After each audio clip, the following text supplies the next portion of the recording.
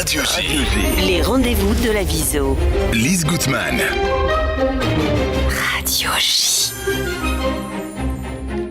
Lia Cavalione, bonjour. Bonjour Lise. Alors, vous faites partie de la section Viso à Vive et à ce titre, nous avons une immense invitée aujourd'hui que je vais vous laisser nous présenter. Une invitée juste qu'à l'habitude du studio de Radio J. À vous, Lia. Exactement. Alors aujourd'hui, nous avons le plaisir d'accueillir une invitée d'exception qui va nous prouver que parfois l'excellence, c'est de savoir ne pas être parfaite. Et oui, vous êtes experte internationale en stratégie de leadership, puis coach depuis 16 ans, de renom, il faut dire, fondatrice de la méthode Baby, vous nous en parlerez tout à l'heure, et vous avez aussi accompagné plus de 1700 personnes, dont des dirigeants du CAC 40. Alors on peut dire que aujourd'hui, notre invitée, c'est une véritable coach de champion et c'est aussi une femme engagée. Et je parle pas seulement de son travail, mais aussi de son rôle passé en tant que présidente de Viso France. Bref. Ça y est, je crois que les auditeurs commencent à comprendre. Voilà, suspense. Elle connaît bien le monde du leadership, de l'excellence, de la communication et de la recherche de perfection. Et c'est d'ailleurs sur ce sujet dont nous allons parler aujourd'hui, à travers son nouveau livre, Le syndrome du bon élève. Alors, Diana Paola Lévy, bonjour. Bonjour Diana. Quelle joie, quelle voilà. joie. Bonjour, je montre Serge. le livre à l'antenne et c'est un livre qui est paru chez Diathéno. Voilà, Diathéno, éditeur. Voilà, déjà en rupture de stock, mais bientôt plus. Oui, j'osais à peine le dire. Alors, Diana Paola, vous venez de publier donc, ce livre qui s'intitule Le syndrome du bon élève, un titre qui fait déjà réfléchir. Qu'est-ce qui vous a motivé à écrire cet ouvrage ? Comme vous l'avez dit, d'abord, je suis ravie d'être sur Radio J à la de place nouveau. de l'interviewé aujourd'hui, ce qui donne un petit peu de stress. Est-ce que c'est le syndrome du bon élève ou pas ? C'est surtout, je suis toujours dans une quête de transmission, d'engagement. Et là, j'y ajouterai de la prévention. Dans mes 3 vies, personnelle avec mes enfants et mon cercle proche, dans ma vie professionnelle par mon métier, mais aussi dans ma vie d'engagée, de femme engagée, à la Viso depuis 22 ans, mais dans différentes ONG comme Business and Professional Women pendant 10 ans au niveau France et Europe, c'était la transmission et la prévention. Et je crois que l'équipe Viso à Vive, d'ailleurs, que vous représentez aujourd'hui, et je salue Maya, Coralie et Ariel et toutes les autres, sont vraiment sur cette problématique de la transmission. Alors pourquoi ce livre ? Une rencontre, une opportunité, et puis les rencontres. Celle d'une amie qui connaissait un éditeur et qui estimait que je devais transmettre au plus grand nombre les expertises de la méthode Baby, comme vous avez dit, qui est inspirée d'Harvard, pour leur permettre d'avoir un avant et un après. En réalité, je ne suis pas auteur. Ce n'est pas une flagornerie que je veux faire. C'est vrai qu'au bout de 16 ans, je suis experte, et pas seulement en France, puisque mon livre sort sur 6 pays. Dans différentes langues. Non, francophone, mais dans 6 pays. Ah, d'accord. Ça flatte mon ego, quand même. Donc France, Belgique, Luxembourg, Suisse et Canada. Wow. Monaco. Monaco, évidemment. Bravo, ouais, ça c'est important. Je voulais juste rappeler quand même, Diana, qu'à l'époque où vous étiez présidente de la Viso, c'est vous qui avez initié le fait de mettre en avant les jeunes femmes de Viso à Vive. C'est vrai. Alors, comme dit Jean-Louis Debré, merci Lise, on dit toujours que quand on prend une ONG dans cette 3e vie, on reste très vite une paste. L'association existe par elle-même. Alors, oui, on l'a mis en lumière parce que je pense que je suis profondément dans la transmission et que quand on le dit, il faut le faire. C'est un peu le résumé de ce livre. Et vous allez voir, il est très outil, concret, pratique. Comment on fait ? Et c'est vrai que j'ai eu la chance d'être sur le plateau radio et que très vite, j'ai envie de sortir de la zone de confort. Les gens qui sont à mes côtés, et j'ai eu cette chance, elles m'ont fait confiance. Et vous m'avez fait confiance, Radio J et tout particulièrement Lise, pour mettre en avant les Viso à Vive. Mais c'était un travail qui vient de Nathalie Cohen-Bézerman, que je salue, ma prédécesseur, Joël Lesmy, Ariel Schwab, qui a piloté ça au comité de direction de Viso France. Et qui continue aujourd'hui avec Nathalie. Voilà. Et qui continue. Génial. Avec Nathalie Riouguez, que je salue, c'est ma présidente aujourd'hui. J'adore les présidentes entre elles. Alors, ce qui est bien à la Viso, c'est qu'une fois qu'on n'est plus présidente, on reste à la Viso et on connaît ça de l'intérieur. Et ça, c'est formidable. Alors, le perfectionnisme, on va revenir sur votre livre, et particulièrement celui lié à la recherche constante de reconnaissance, c'est un sujet sujet qui touche de nombreuses personnes. Alors pourquoi ce besoin d'excellence excessive est-il si destructeur selon vous, et comment ce phénomène se manifeste-t-il concrètement dans la vie des managers ou des dirigeants? Racontez-nous. Alors, je voudrais d'abord dire que être une bonne élève ou un bon élève est OK. On est ce qu'on est. D'abord, on est NAIT et on est EST, ce qu'on est. Il est hors de question, selon ma méthode, de vous changer, de changer mes interlocuteurs. En revanche, avoir un syndrome n'est pas une maladie parce qu'il n'y a pas de prescription médicamenteuse au sens traitement. En revanche, un syndrome, c'est quelque chose qui fait du mal. Et ce perfectionnisme, justement, comment je l'entends, c'est ce trop. Cet auto-sabotage. Tout est centré un peu sur nous. Ce besoin de légitimité au regard des autres. Par exemple, il y a des règles dans la vie qu'il faut respecter. Être une bonne élève, et j'ai porté mon stylo rouge justement, combien de fois on a eu une bonne note ou une mauvaise note, ça va au-delà dans le monde professionnel. Et ce livre s'adresse aux personnes qui rentrent sur le marché du travail, aux personnes qui ont envie d'avancer et de faire différemment. Donc perfectionniste, c'est quand on est trop. Absolument. Quand on est trop, au sens moderne du terme. Hein. Et les enjeux sont dingues. On arrive sur de la charge mentale, sur de l'anxiété, sur du stress. Sur du stress quand on n'y arrive pas. Pression et de l'envie de baisser les l'oppression. bras, quand ça marche Bien pas. sûr. Alors justement, vous expliquez dans ce livre que combattre le syndrome du bon élève, ça ne veut pas forcément dire pour autant devenir un mauvais élève. Et c'est là où ça devient aussi très intéressant parce que vous dites, on peut ne pas être un bon élève, il suffit d'être assertif, d'avoir confiance en soi. Donc en fait, est-ce que dans tout ça, l'important finalement, c'est le panache? Est-ce que c'est pas une histoire de communication? Alors c'est vrai que je suis une femme de la communication. J'ai passé 10 ans dans la mode et le luxe à l'export, en Asie, aux États-Unis, où j'ai beaucoup appris d'ailleurs sur le comportement et sur le sens du détail dans le monde du luxe. Et ça fait 16 ans que je suis à mon compte et j'adresse beaucoup de gratitude d'ailleurs aux hommes et aux femmes qui m'ont fait confiance, aux 1052 femmes que j'ai accompagnées et 709 hommes qui m'ont fait confiance. Et puis le caritatif aussi m'a fait confiance. Ce qu'il faut savoir, la réponse est non. C'est une question d'assertivité. Et je vais commencer par un outil. Expliquer quelque chose, c'est important. Se justifier, jamais. Être un bon élève, c'est une chose. Mais avoir le syndrome, c'est à la fois ne pas savoir dire oui et ne pas savoir dire non, ne pas oser couper la parole. Et plus concrètement, c'est quoi l'assertivité? Ça c'est ma méthode, c'est dire une petite introduction et expliquer en 3 points son point de vue, de manière simple, surtout sans essayer de convaincre l'autre. Ce qui permet de rentrer dans une discussion. Pourquoi lorsque j'accompagne des sociétés familiales, des cabinets dentaires, des cabinets de radiologie ou des indépendants ou des dirigeants, tout se passe bien, les chiffres sont bien. Et puis vous savez, ce petit grain de sable qui coince ou ce petit cil qu'on a dans l'œil qui est tout petit et qui fait mal, eh bien c'est ça. L'assertivité permet, si chacun autour de la table exprime clairement son point de vue d'une part, d'autre part, écoute vraiment le point de vue de l'autre sans le prendre personnellement. Et ensuite, trouver avec le mot magique de comment on fait différemment. Mais ça marche du brossage de dents pour ses enfants, pour ceux qui ont des enfants. De dire il faut, tu dois, c'est important. Sachez, messieurs, dames, auditeurs, grands-parents, tantes, cousines. J'écoute attentivement. Oui, on écoute vraiment, là. Elle est en train de nous former, Diana. C'est des injonctions terribles que moi-même, j'ai évidemment utilisées. Mais qui sont terribles pour celui qui le dit, parce que ça met en stress, cognitivement. D'ailleurs, c'est des études d'Harvard qui le prouvent. Mais aussi pour celui qui le reçoit. Donc, on a le syndrome du bon élève par des influences externes. Alors, comment faut faire? Familiale, éducationnelle. Déjà, il faut lire mon livre. Voilà, Oui. alors on y vient. Ça, on n'arrête pas d'en parler, je le remontre. Alors, on y vient justement dans ce livre. Il y a 52 outils pratiques que vous proposez, Diana Paola. Et alors, 52, c'est rigolo parce que c'est aussi le nombre de semaines, c'est aussi le nombre de cartes qu'on a dans un jeu. Pas mal de petites choses où vous nous faites des clins d'œil.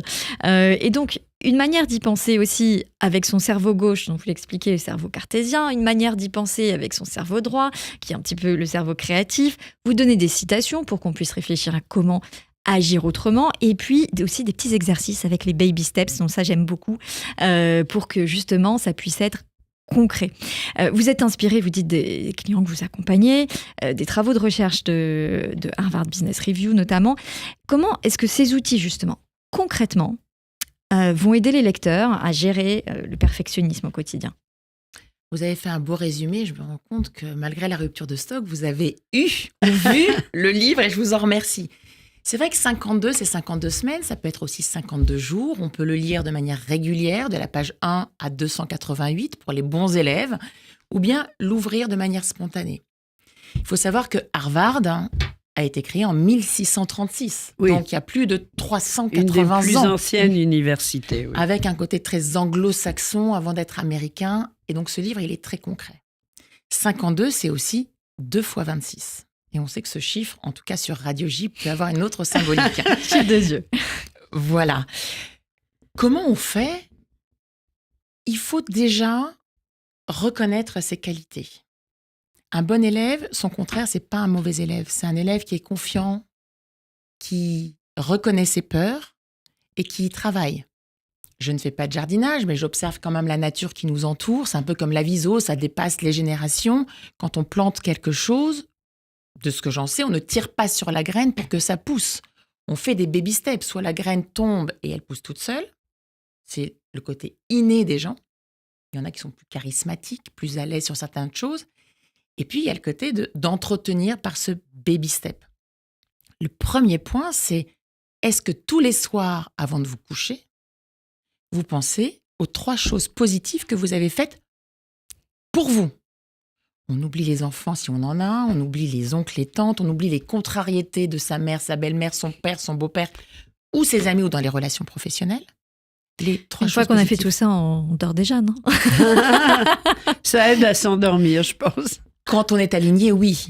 Autrement, on fait des cauchemars. Oui. Ce que je veux dire, c'est que l'environnement familial et professionnel a un impact énorme sur le sommeil, donc le stress, donc ce quotidien, donc ces journées. Est-ce que quand vous vous réveillez le matin, quelle est la phrase positive que vous vous donnez à vous-même avant de vous réveiller dans un registre professionnel? Moi, par exemple, aujourd'hui, à 10h10, life is amazing. Parfois, je suis en rendez-vous, ça me fait sourire toute seule. Quand mon client ne me pose pas la question, je ne réponds pas. Quand il me pose la question et qu'il y a des tensions, je dis, vous voulez voir mon réveil? Et c'est un outil. Parce que de voir ça, ça fait sourire. Pourquoi 10h10? Pourquoi pas? Est-ce que vous avez décidé de changer une habitude que vous faites au quotidien? Est-ce que vous avez une habitude, Lia? Plusieurs, oui. Ça part du réveil. Trop d'habitude tue l'habitude, en fait. Mais une routine, je dirais, oui. Il faut que j'en prenne une, la plus simple. Je sais pas, brossage de dents du matin. Ok, changez de place votre brosse à dents de 50 cm. Oui. Vous allez voir que pendant les 3 premiers jours, vous allez dire, pourtant c'est facile. Et qu'au bout d'une semaine, ce sera bien. Il y a un système de mémorisation qui se fait.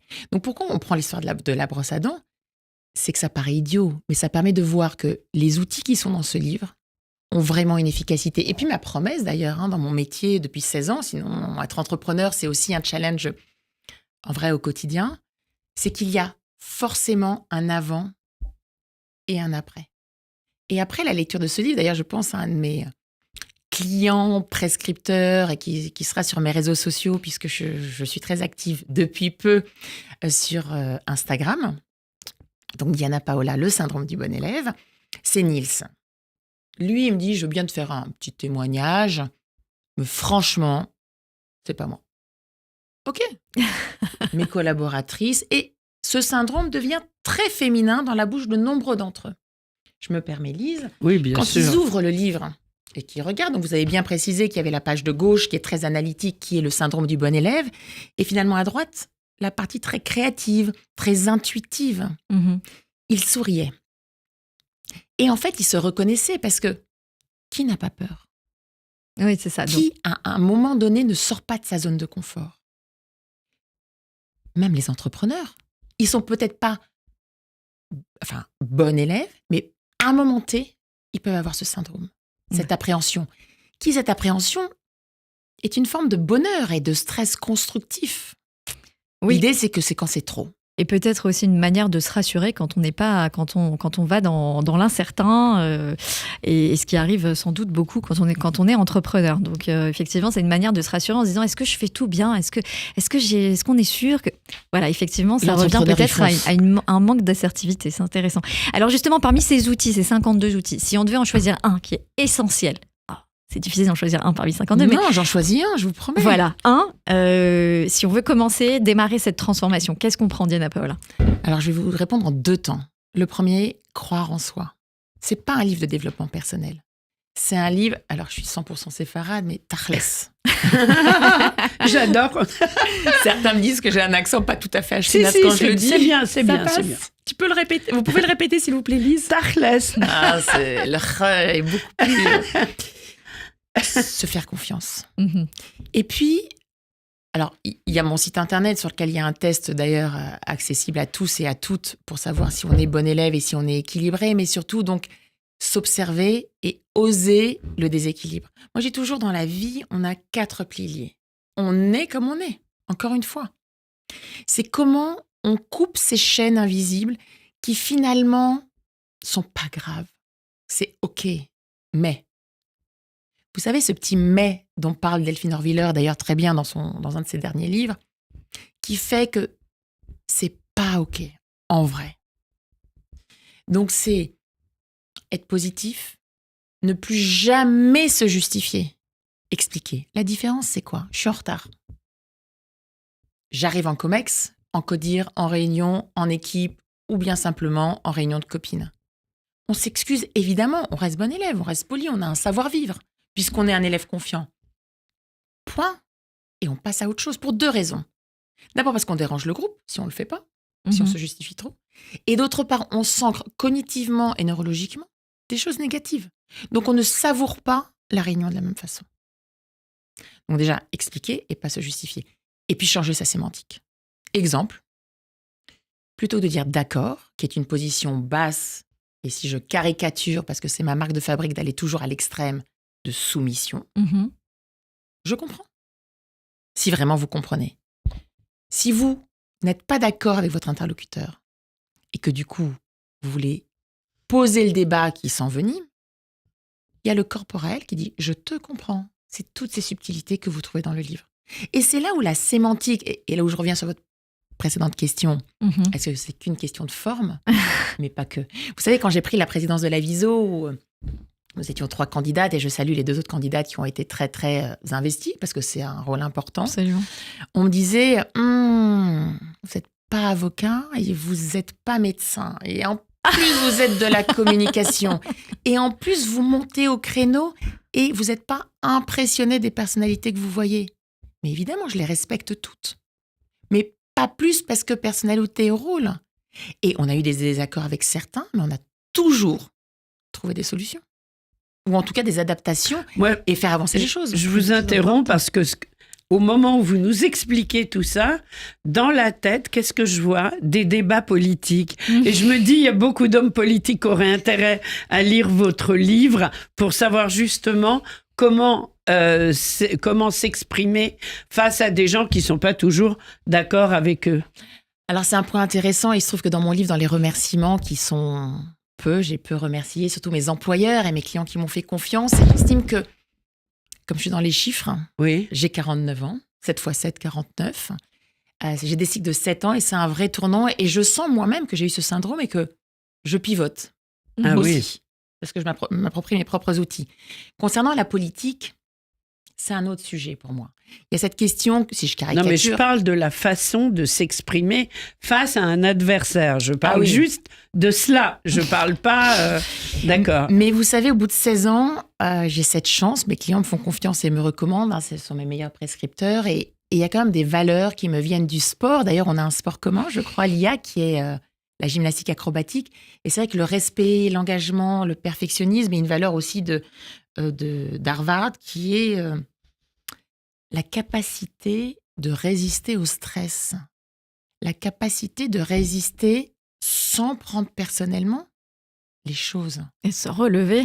La résilience, effectivement, de continuer à se battre, trouver la force en soi pour avancer, se relever. Quand on tombe sur la poutre, on en parlait plus tôt. Donc c'est... Alors justement, se battre, je suis une femme de combat et je me suis vraiment battue. Peut-être pour le regard des autres et peut-être pour réussir mes combats et pour penser changer les choses. En embrace, vous savez, le mot anglais, en emportant toutes les générations que l'on a à la Viso, qui a 104 ans aujourd'hui, qui aujourd'hui continue à militer au Trocadéro et dans le monde entier. D'ailleurs, je salue toutes les présidents du monde qui sont actuellement en Israël pour le Meeting of Representatives. Oui. Je pense qu'il faut semer et quoi qu'il, on récolte. Absolument. Un bon jardinage, c'est effectivement, ça commence par une bonne semence. Alors, ce sera malheureusement le mot de la fin. On serait bien resté avec vous plus longtemps, Diana Paola. Ouais. Vous avez aussi créé la méthode Be-Buy sur des recherches de la Harvard Business Review. Pour en savoir plus, donnez-moi votre livre. Il faut lire Le syndrome du bon élève. Voilà, on le montre. C'est très important. Et on va découvrir tout un univers grâce à vous. Et faites le test sur dianapaola.com. C'est drôle et vous verrez, faites-le faire. Avec plaisir, on va le faire. Avec plaisir, vous nous avez donné vos réseaux sociaux. On se retrouve aussi, puisque vous animez le 5 février notre nouveau cycle de conférences sur le développement personnel avec Viso à Vivre. Donc on retrouvera les Viséennes le 5 février. Et puis tous les vendredis matins, je fais un workshop en B2B, c'est-à-dire pour les entreprises, ou en B2C, en petit groupe de copines pour 8 personnes, pour rire, pour parler de la confiance en soi, de la prise de parole en public, mais pas que. Merci beaucoup d'avoir été à notre micro aujourd'hui. Merci, et on se retrouve bien sûr avec la Viso tous les vendredis à 12h15, place du Trocadéro. Au revoir. Merci beaucoup, au revoir.